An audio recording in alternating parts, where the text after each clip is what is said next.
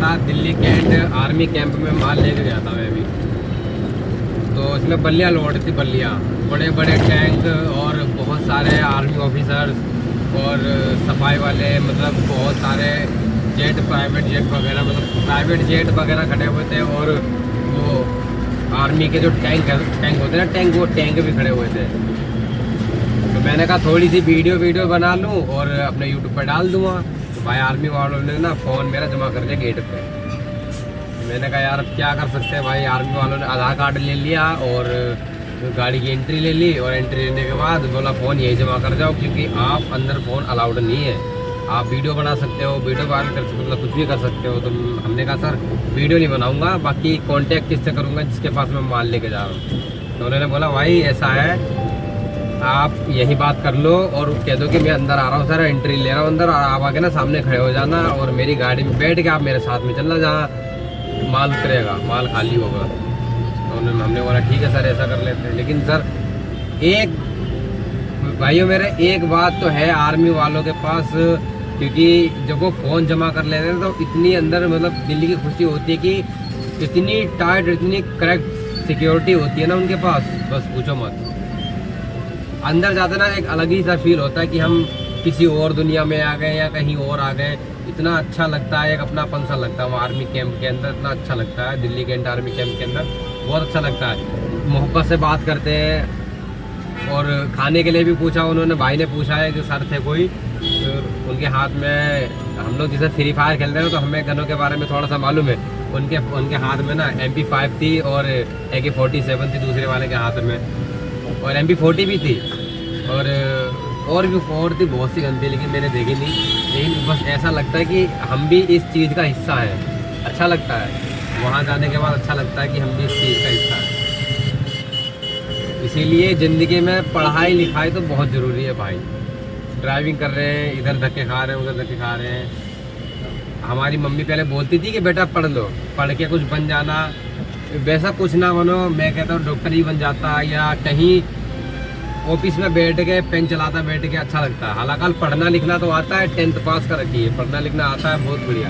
English भी पढ़ लेता हूँ, हिंदी भी पढ़ लेता हूँ, सब कुछ कर लेता हूँ, ड्राइविंग भी आती है, सब कुछ आता है। बस कभी किसी चीज़ के लिए अप्लाई नहीं किया हमने पढ़ाई के लिए। वक्त तो बहुत मिला, टाइम भी बहुत मिला, लेकिन हम कुछ कर नहीं पाए, क्योंकि हमें जुनून चढ़ा था ड्राइविंग करने का। अब जब ड्राइविंग करने का जुनून चढ़ा हुआ था तो जुनून खत्म भी होगा उस चीज़ का, क्योंकि हमें रियलाइज़ हो गया ना, उस चीज़ का एहसास हो गया कि हम इस लाइन में गलत घुस गए। अगर आज पढ़ लिख लेते ना तो रिश्तेदार बिरादर चार कहते, खुश होते, हम भी अच्छे होते कि हाँ ठीक है। लेकिन ड्राइवरों की ज़िंदगी और कोई पूछता भी नहीं है। और बहुत बड़ी बात तो भाई रिश्ते वाले नहीं आते हैं। मेन बड़ी बात तो ये है कि कोई भाई रिश्ते वाले भी नहीं आते। अब ये देख लो, जब रिश्ते वाले नहीं आते तो ड्राइविंग का मतलब क्या है, सबसे गंदी और सबसे घटिया चीज़ ड्राइविंग होती है। हालांकि अपनी गाड़ी हो तो बंदा कर ले, लेकिन दूसरे की ड्राइविंग करना भाई बहुत गलत है, बहुत ही गलत है। अपनी गाड़ी ले लो, ओला उबर में लगा दो, कार ले लो, शादी ब्याह में चला लो, अपने गांव रह लो, घर ले लो, लेकिन ड्राइविंग, और वो अभी प्रदेश की दिल्ली की ड्राइविंग, भाई साहब ना के बराबर है। दिल्ली की ड्राइविंग बहुत ही ज़्यादा, वो तो अनुभवी जो ड्राइवर होते हैं ना, अनुभवी ड्राइवर जिसके पास डीएल होता है, दिल्ली का लाइसेंस होता है, वही ऐसे जगहों पे गाड़ी ले जा सकते हैं। जैसे हमारे पास बोलेरो पिकअप है, और भी हमारे जैसे बहुत भाई हमारे पास बोलेरो पिकअप है जी, तो बोलेरो पिकअप चला रहा हूँ। अब पतली सी गलियों में भी गाड़ी ले जाना पड़ता है, बिल्कुल छोटी सी गलियों में, छोटी सी गलियों में। अब सोचो इससे बुरी जिंदगी और क्या होगा अगर किसी का तार टूट जाए, या किसी की छत में लग जाए, छज्जे में लग जाए, पेड़ ही टूट के गिर जाए। पहले तो वो पूछेगा नहीं, पहले मारेगा, और मारने के बाद फिर बोलेगा कि इसके पैसे दे भाई, तब जाने दूंगा। और इतनी बड़ी गाड़ी तूने यहाँ घुसाई कैसे?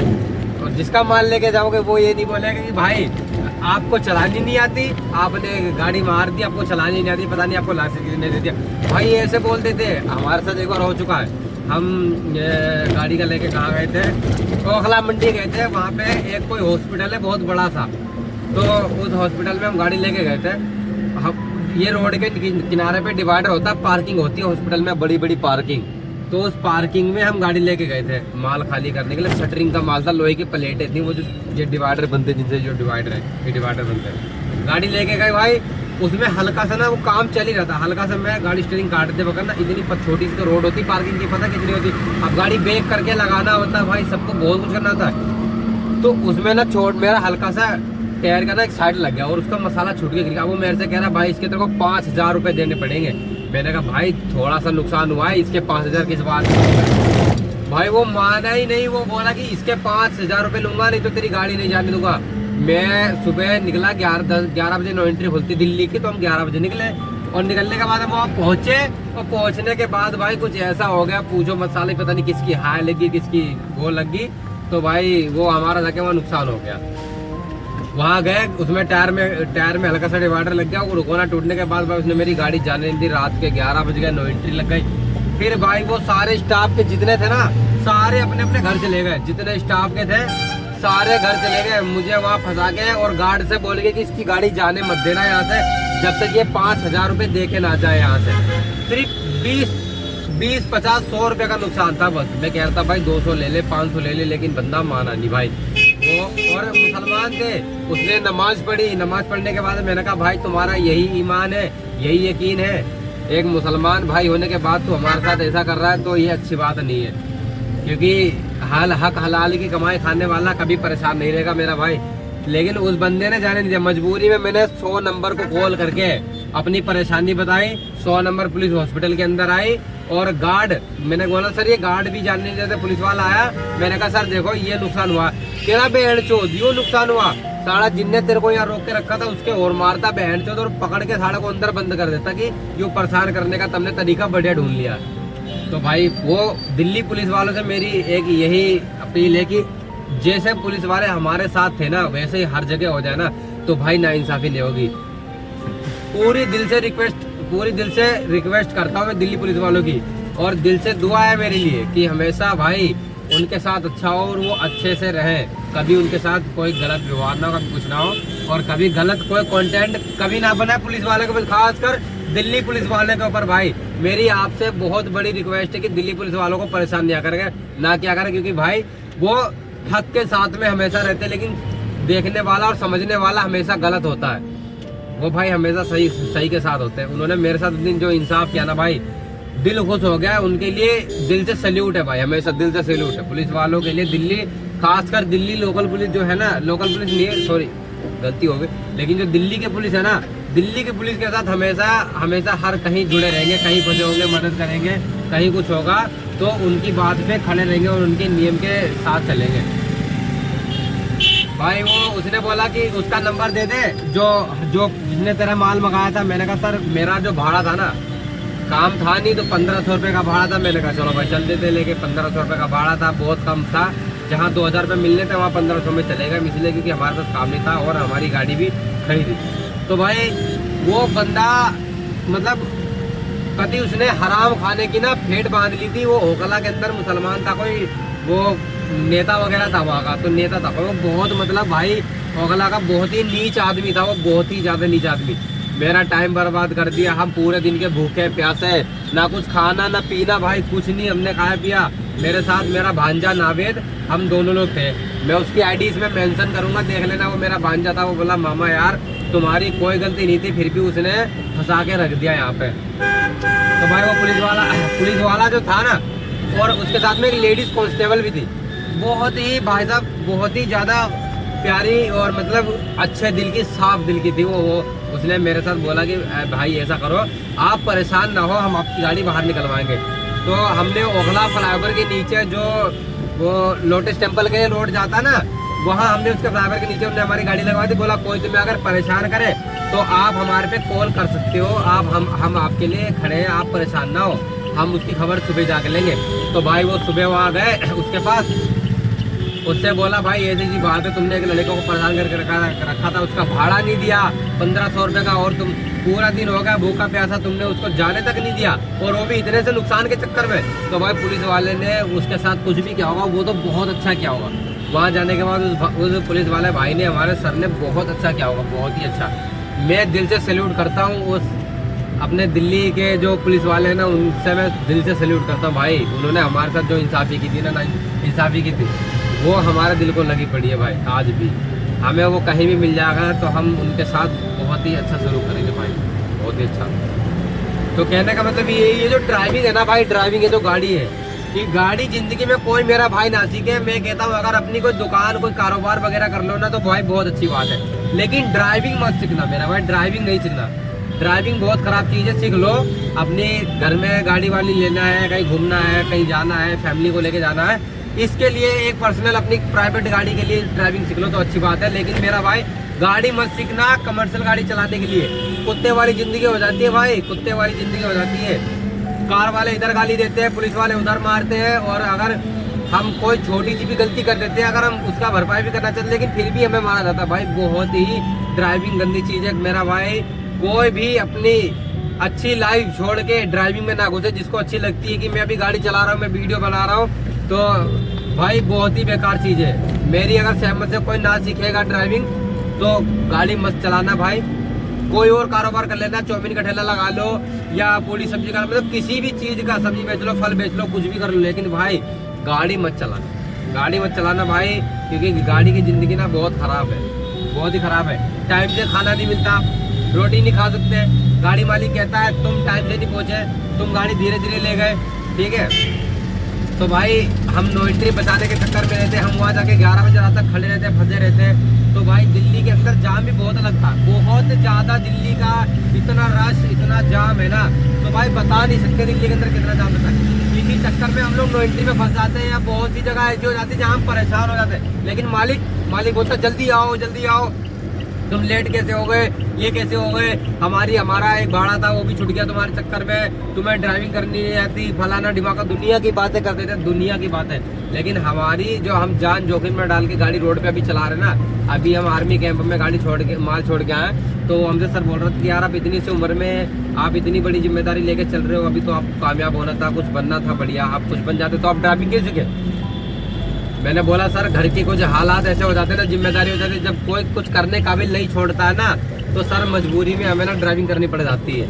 अभी जैसे हमारे घर में ना हमारे मम्मी पापा हैं, 2 भाई बहन हैं छोटे छोटे, तो मम्मी तो काम करती नहीं और पापा भी इतने बूढ़े हैं कि भाई बहुत परेशान है। वो भी मतलब बूढ़े हैं, लेकिन उनके ना करंट लग गया था, 11,000 वोल्टेज की लाइट लग गई थी गाँव के अंदर, खेत में पानी लगा रहे थे पापा हमारे, तो उनके ना करंट लग गया था, तो उनका ना शरीर का सारा खून जल गया, तो इसीलिए वो थोड़ा कमजोर है, उनसे काम नहीं करवाते। और मम्मी से भी काम नहीं करवाते क्योंकि मम्मी घर बार देखती है, और बहन है छोटी सी, उसकी शादी वगैरह का भी टाइम बहुत नज़दीक आ रहा है, तो इसीलिए मजबूरी में मेरे को ड्राइविंग पकड़नी पड़ी। अगर किसी चीज़ में पैसा में फंसाता ना, जैसे मेरे पीछे कोई बैकअप होता, मेरे चाचा या कोई भाई पीछे खड़े होते ना, तो मैं कुछ बनने के लिए तैयार भी था और काबिल भी था बनने के लिए। मैं पढ़ाई कर रहा था ना, तो बहुत अच्छे मार्क्स आते थे, बहुत अच्छी पढ़ाई करता था, लेकिन हालातों ने और मजबूरियों ने ऐसी जगह लाके खड़ा कर दिया ना कि पूछो मत। अब इधर भी नहीं जा सकते, इतनी उम्र हो गई है ना, अब 22 साल की उम्र हो गई है, ना पढ़ाई कर सकते हैं, ना ही तो कोई काम सीख सकते हैं, कुछ नहीं कर सकते। बस अगर ये ड्राइविंग है तो ये है, नहीं तो कभी को अगर मेरे पास 15, 20 हज़ार, 30 हज़ार, 40 हज़ार रुपये होंगे ना, तो मैं ड्राइविंग छोड़ के ना कोई दुकान कर लूँगा, अपनी फॉर्चून की दुकान या किसी कपड़े की दुकान या किसी चीज़ की दुकान करके बैठ जाऊँगा, आराम से घर बार चलाऊँगा। लेकिन इसमें अब मेरे बाद मेरे माँ बाप का कोई दूसरा सहारा नहीं है, मेरे बाद मेरे माँ बाप का कोई दूसरा सहारा नहीं है, और सहारा है भी तो वो अपनी अपनी ज़िंदगी में मस्त है, और कोई घर को नहीं देखता, कोई किसी को कोई नहीं देख रहा। मैं अपने घर वालों को देख रहा हूँ, अपने परिवार को देख रहा हूँ, ठीक है। हमारे पापा हैं बूढ़े, उनकी दवाई का भी खर्चा होता है, बहुत कुछ होता है, मतलब फिर घर में आपको तो पता ही कि फैमिली जिसके साथ रहती है। फिर हम किराए पे रहते हैं, किराए के मकान में रहते हैं, हम 5,000 रुपये पर मंथ किराया देते हैं, पर महीने 5,000 रुपये पर महीने किराया देते हैं। अब हम इसमें क्या बचा लेंगे। मेरी 16,000 रुपये की सैलरी है, अब जिसमें से फिर मेरा फ़ोन का भी खर्चा, मेरे को रिचार्ज भी करवाना होता है, फिर अपने जेब में भी खर्चा रखना होता है, पुलिस वाले मिलते हैं, ट्रैफिक वाले मिलते हैं, उनको खर्चा भी देना पड़ता है। बहुत से ऐसे काम है जो हमें करने पड़ते हैं, हमें अपने जेब में 3-4 हज़ार डाल के रखने पड़ते हैं डेली। कहीं भूख लग जाएगी, कहीं खाना पीना खाना पड़ेगा। अभी मेरे को दिन के 5 बज रहे, अभी सुबह से लेके मैंने अभी तक कुछ नहीं खाया है। नो एंट्री ना हो जाए इसके चक्कर में मैंने अभी तक खाया नहीं। अभी मैं रोहिणी सेक्टर 18 वाले मेट्रो पे पहुंचा हूँ, अभी मैं।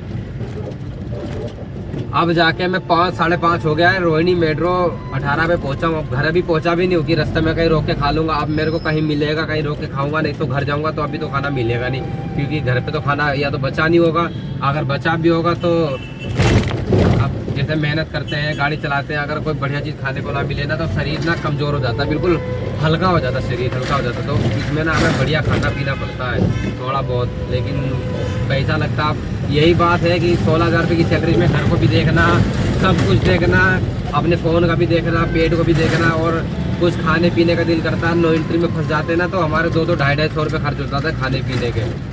तो अब ये ज़िंदगी ऐसी है भाई, कोई भी मेरा भाई ड्राइविंग ना करे, मेरी हाथ जोड़ के विनती है भाई, कोई भी ड्राइविंग ना सीखे। और वैसे भी दिल्ली के अंदर भाई अब काम बिल्कुल ख़त्म हो चुका है, बिल्कुल ही काम ख़त्म हो गया दिल्ली के अंदर, कुछ भी काम नहीं रह गया है। गाड़ी वाले बेचारे जिनकी किस्त पे गाड़ी थी ना, वो किस्त वाली गाड़ी खींच रही है, सारी गाड़ी खींच रही है। आज हमारे स्टैंड की 2 गाड़ी खींचने वाली है, 2 गाड़ी, एक इंट्रा और एक 22 फुटी गाड़ी, 2 गाड़ी खींचने वाली है, क्योंकि भाई काम नहीं है, काम ख़त्म हो चुका है दिल्ली के अंदर।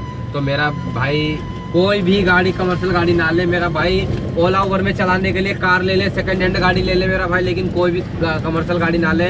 ये टाटा एस, बलेरो, इंट्रा और 14 फुटी 17 फुटी, ये गाड़ी तो कोई ना ले भाई, कोई ना ले। दिल्ली के अंदर लोकल का काम सारा खत्म हो चुका है, सारा नोएडा, हरियाणा, सोनीपत, पानीपत, पंजाब पहुंच चुका है काम भाई। दिल्ली के अंदर तो काम खत्म हो गया बिल्कुल। हम भी आज 4 दिन से खड़े थे, 3-4 दिन से खड़े थे, आज हमें एक चक्कर मिला है तो हम आज छोड़ के आए, वो भी नो एंट्री होने वाली थी तभी हम। और अभी ये चक्कर लगा है हमारा 1200 रुपये में, द्वारका कैंट गए थे आर्मी कैंप में माल छोड़ने के लिए वहाँ। तो गाइज मेरी आपसे यही रिक्वेस्ट है, बस थोड़ा मुझे सपोर्ट कर दो मेरे भाई, थोड़ा मुझे भी सपोर्ट कर दो। मेरी यूट्यूब फैमिली है, इंस्टा फैमिली है, जो भी है, मेरे भाई हैं, सारे यूट्यूबर भाई हैं, मेरी हेल्प कर दो, जो मैं अपना कुछ काम कर सकूं, अपने फैमिली को अपनी प्रोटेक्ट कर सकूं, अपनी फैमिली को देख सकूं मैं। आपसे मेरी यही रिक्वेस्ट है कि हमें थोड़ी सी हेल्प चाहिए, हमारी हेल्प करवा दीजिए। लाइक कर देना, वीडियो को सब्सक्राइब कर देना भाई, और कमेंट में बताना कि मेरी बात सही है। अगर सही लगी हो तो मेरे वीडियो में यस और नो का जवाब दे के जाए। वीडियो सही लगी हो तो यस का जवाब देगा, और नहीं सही लगी हो तो नो का जवाब दे के जाए, ठीक है गाइस। फॉलो करें और सब्सक्राइब तो भाई ज़रूर करके जाए, प्लीज़ सब्सक्राइब जरूर करके जाए। आप लोग ऐसी ऐसी वीडियो देख के लाइक कर देते हो, गाना देख के लाइक कर देते हो, और अगर मैंने आज कोई इन्फॉर्मेशन दे दी है या कोई बढ़िया बात बता दी है तो गाइस ज़रूर सब्सक्राइब करें, और कमेंट तो ज़रूर करके जाए, शेयर और कमेंट ज़रूर करके जाए।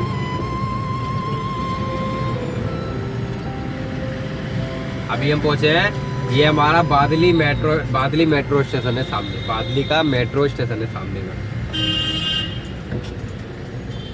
सुनने को तो खाली मैं वीडियो भी बना सकता था, लेकिन मैंने सोचा यार मुझे भी कुछ करना चाहिए। लोग यूट्यूब से पैसा कमा रहे हैं, यूट्यूब कंटेंट बना रहे हैं, अपना बढ़िया पैसा कमा रहे हैं यूट्यूब से। फैमिली लोग, हमारे भाई बंद जितने भी हैं, बहुत कुछ कर रहे हैं यूट्यूब में, तो मैंने सोचा मैं भी कुछ करके देख लेता हूँ। अगर मुझे सपोर्ट मिल जाएगी तो मैं भी कुछ करके देख लूँगा। तो गाइस सारी परेशानी यही है, बस आप लोग हमारा थोड़ा सा सपोर्ट कर दीजिए। आपका एक सब्सक्राइब करने से आपका कुछ हो नहीं जाएगा, एक लाइक करने से कुछ आपका हो नहीं जाएगा, और एक शेयर करने से आपको कुछ आपका कुछ हो नहीं जाएगा। अगर आप किसी का सब्सक्राइब करते हैं ना तो भाई उसकी लाइफ और उसकी ज़िंदगी बनने का कुछ वो रहता है। तो मेरे भाई प्लीज़ सारे के सारे मेरे भाई सपोर्ट करें, और हमें भी कुछ करना है अपनी ज़िंदगी के लिए, अपनी फैमिली के लिए। तो भाई सपोर्ट करें बढ़िया सा, सब्सक्राइब करके जाए, लाइक करके जाए, और कमेंट तो ज़रूर करें।